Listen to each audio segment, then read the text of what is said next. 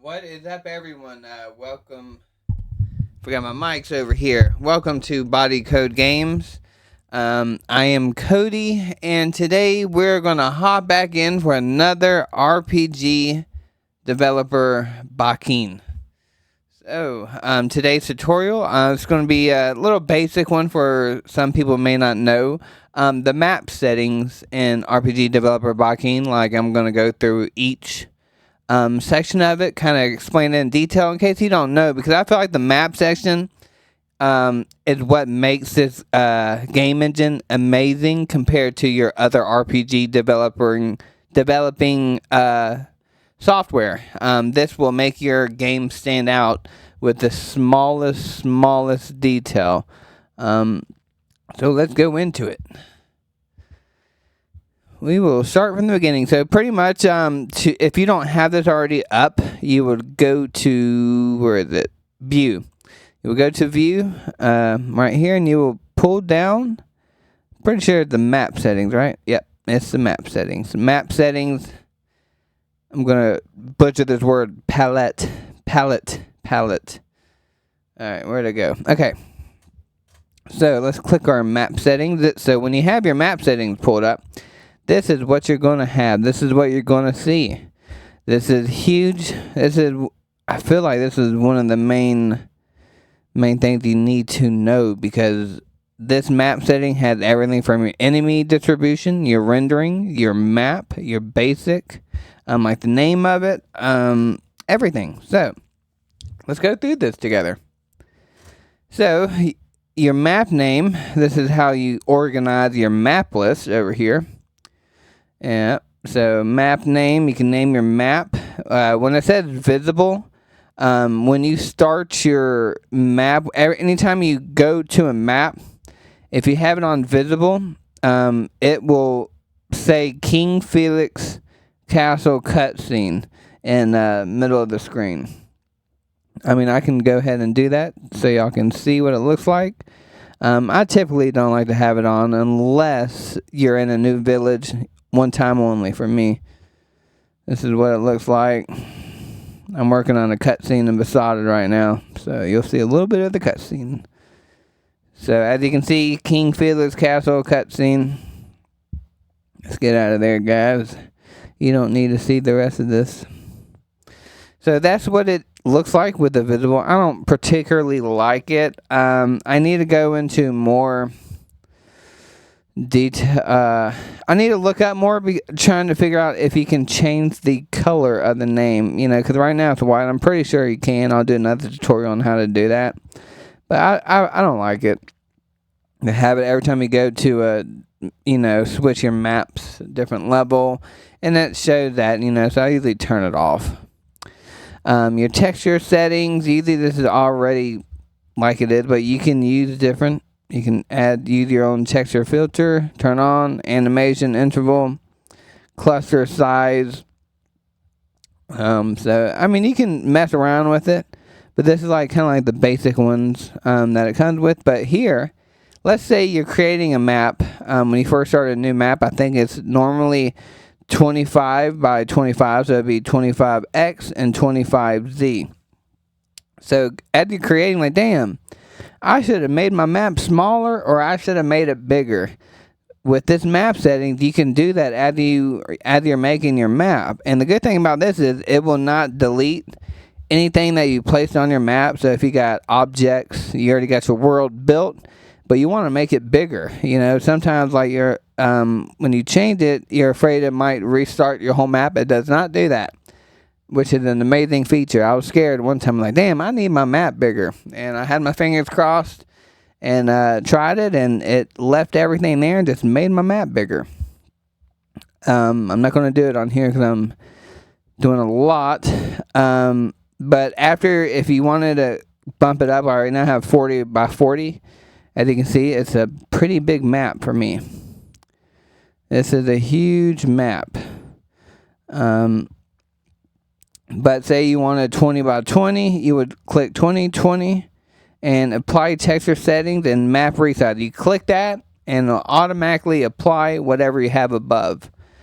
terrain extension. This is like pretty much what it looks like. You can choose sand, any terrain you have, brick, whatever. Instead of using grass, but that's usually like the normal thing, and you can just paint it. So you got your anchor over here. As you can see, it says the top left now. I think that's the normal for every single map. You can change it. As you can see, it's 9 blocks. So they got all 1 through 9. So pretty basic. You don't really need to know much of the texture settings too bad. And anchor, I would mainly focus on the map size, your map name, and what the next thing we're going to go through. All right. So if you want your map to have sound, this is how you do it. You go to sound, you click your BGM, which I'm not going to have to go through it. You can just pick your own songs. Environmental sound, so you can choose your environmental sound too. RPG developer Bakin comes with a couple of them, like fire noises, bug noises, nighttime noises. And you can have that play along with your BGM to make it sound even cooler. Which I think is pretty neat because you can have birds chirping and you can still have the music you chose for the map playing. So it feels really authentic to me. So this is one of my favorite features in the map setting is the rendering related. What is that, yes? It's got environmental effects, preload, decal target. What are environmental effects? So this is what makes your map particles pretty much. You can add pre-loaded particles. So I can kind of show you fairy light. As you can see, fairy light came on. Clouds. See? And it comes with all these when you buy the game engine, and you can add your own sunlight. So this is what this is. Cold wind. You want rain in your scene, or snow. It's got it all. Storm. Oops. But that is rendering related. That's environmental effects. Preloaded, where it's already preloaded on your map. Typically, you'll see it right here, but when you first load to your map, it's not automatically there. So if you preload it, it's going to look exactly like this, which I like. But we're not doing that for this scene. Camera to be used. This is pretty big. Whatever camera tool you have in here, if you create a different camera setting, then you want a different camera angle in your game, this is where you would change it. For me, I've made a couple. It's called Murder because something happens here. I don't want to spoil my story. But this is where you change your camera if you don't want the normal camera to be used. You can disable the camera. So what that means, if I were to click disable, that means the player will not be able to control the camera. So in my game, you can do a full 360. You can tilt it all the way up, tilt it all the way down. I'm pretty sure you would do that with the Q, E, R, and F buttons if you're doing keyboard, or if you got the analog stick, if you're looking at be your right analog stick where you can control the camera. If you disable that, it's gone. So depending what kind of game you're making, you can disable it or enable it. Right here at the bottom, it says event to be called before displaying the map. So if you created an event and you want the event to play prior to this map, you would just choose the event. So you would just have to create an event in the common event section over here.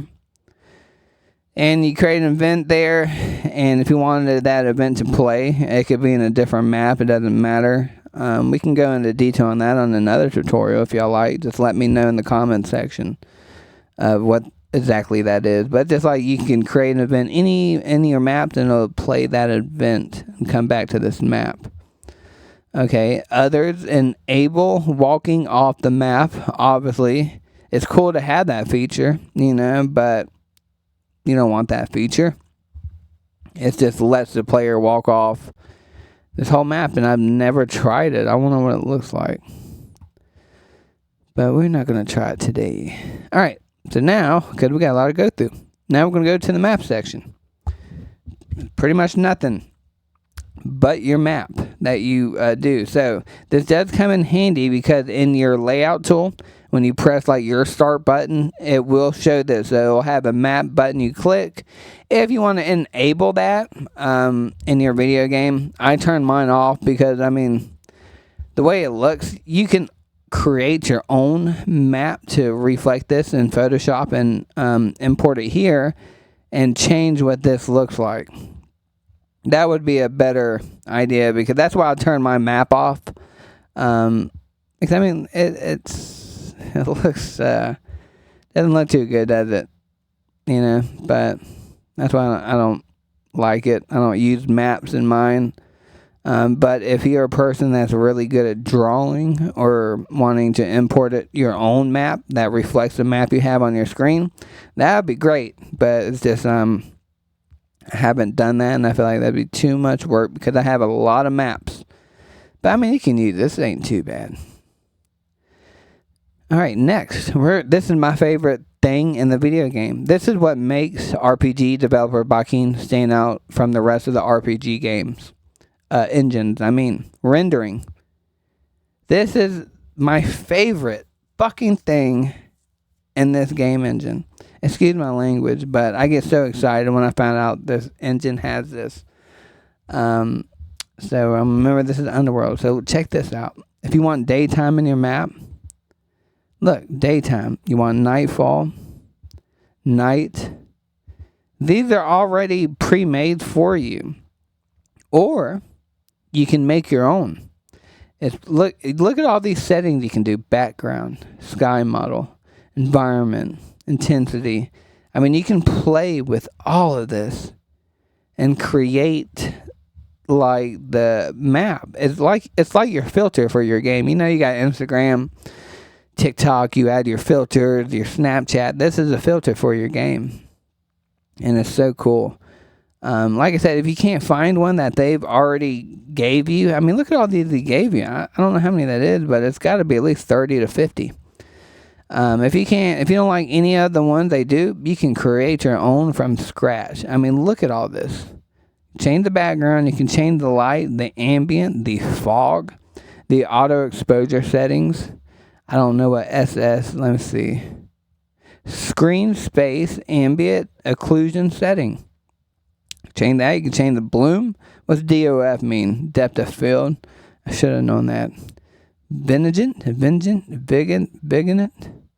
LUT, what's that mean? Replace the color of final image with color. 3D texture. But as you can see, there's so many where you can create your own from scratch. But let's just go through these and see how cool. Look how cool that is. I should use that for mine. I think I used darkness and brighten everything up. Yeah, that's what I did Underworld, didn't I? Yeah. Lava Zone, Ice World. Look, I mean, it makes your whole game look different. You know? Look at that. Bad weather, dungeon. It had everything you can imagine. If you wanted your game to be black and white, you can do that too by changing your rendering settings. They might have a pre-made one, I think. Let me see. Monotone. I thought they did, but you can create it yourself. You kind of get it.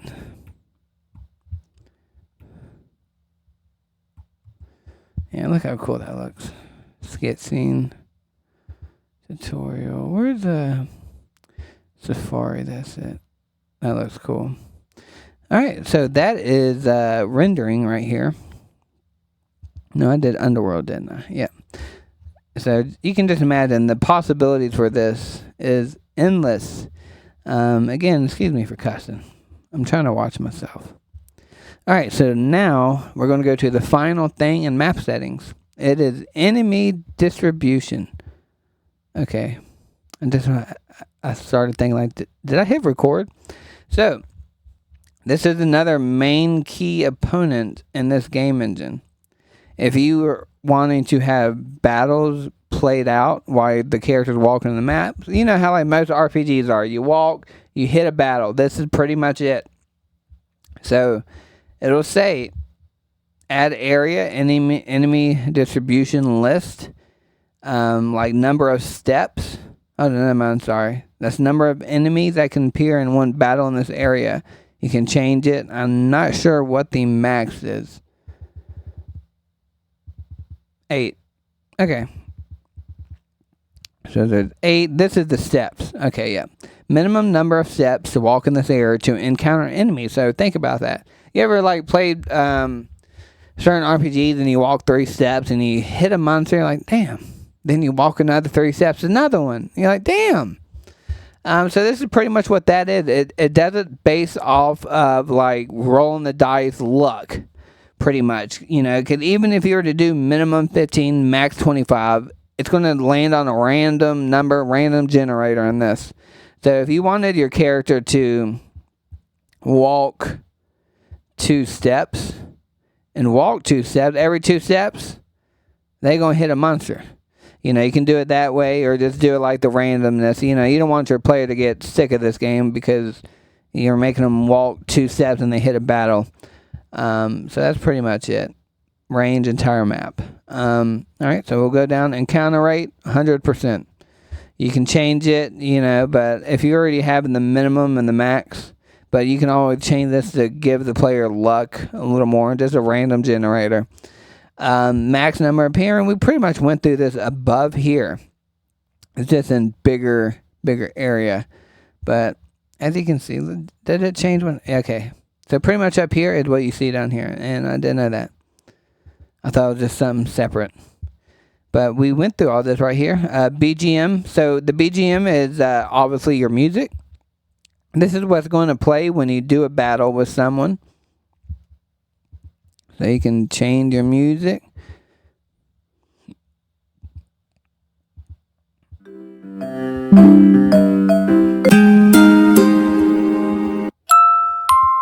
But you get the gist of it.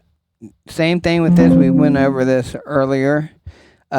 Environmental sound, if you want to have that playing as well. When you battle background. So this would be where the battle will take place. If you want to do it on the map you're already currently at, you can do that. Or you can choose a different map. Any other map you create here, as you can see, mine is huge. I got a lot of different maps.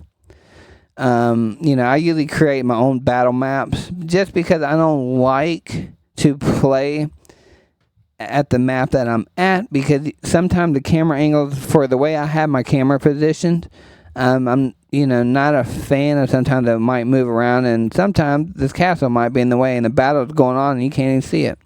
So to cut things easy, I just make my own battle map. Use custom battle layout. This is super important. So this is where you would click. So say we're doing it here. We're battling at this section. Where is your enemy and where's your player going to be at? We'll test play this so I can show y'all. So let's zoom in. You can change where your player number 1's at, number 2, number 3, number 4, and this is your enemies in the red. So since we only put 3 enemies, that's why there's only 3. But you can add more. Hit OK, and let's just say this is where you add your monster at. So let's just say I wanted to battle the King Cobra. This is what will be randomly appearing on your maps. Is the monster you selected down here. You can select more than one, and I believe you can select up to 3 unless you wanted to go up a little bit. So that is how you do it. I believe we can test play it. Okay, so up here, if you want to do test play a quick map, which we are going to do, you can add your party that you want to play as.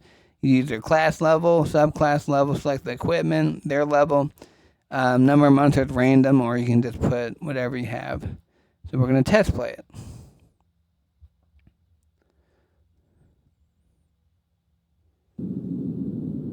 as you can see, that's why I do not like to use the current map, because you can have something like this and you may not even know. So just get an idea of how to do it and make sure you position your camera angle that works with your map. Yeah, so that is pretty much it for the map settings. And isn't this cool?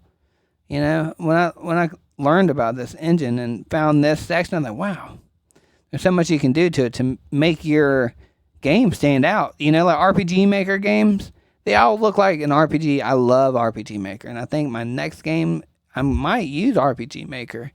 Love it to death.